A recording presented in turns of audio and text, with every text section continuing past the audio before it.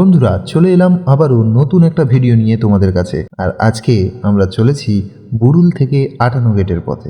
বুড়ুল ফেরিঘাট দক্ষিণ 24 পরগনার একটি গুরুত্বপূর্ণ ফেরিঘাট। এখান থেকে মাত্র 10 থেকে 12 মিনিটের মধ্যেই তোমরা হাওড়া জেলার গাদিয়াড়া তথা 58 গেটে পৌঁছে যাবে। এখানে টিকিটের মূল্য জনপ্রতি মাত্র 10 টাকা, আর যদি তোমার সাথে বাইক বা স্কুটি থাকে তাহলে বাইকের জন্য 100 টাকা। তোমাদের সুবিধার জন্য ফেরির টাইমটাও দিয়ে রাখলাম। ফেরিঘাটের পাশেই রয়েছে মা ভবতারিণীর মন্দির। তোমরা কিন্তু অবশ্যই মন্দিরটা ঘুরে যেও।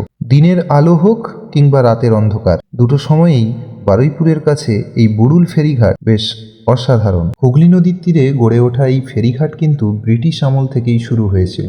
যেহেতু এটি দক্ষিণ 24 পরগনা থেকে হাওড়া জেলার একটি সংযোগস্থল, তাই বিপ্লবীদের কার্যকলাপের কেন্দ্রস্থল ছিল কিন্তু এই বুড়ুল ফেরিঘাট। যেহেতু অনেকগুলো টাকাই ফেরি পারাপারের জন্য দিতে হচ্ছে, তাই তোমাদের কোনো কষ্ট করতে হবে না, বরং ওখানে যে সকল দাদা বা ভাইয়েরা রয়েছেন তারা কিন্তু খুব সুন্দরভাবেই তোমাদের বাইকগুলোকে পারাপার করতে সাহায্য করবে। আর এই হলো 58 গেট ফেরিঘাট, যা কিন্তু এক জনপ্রিয় পর্যটন কেন্দ্র।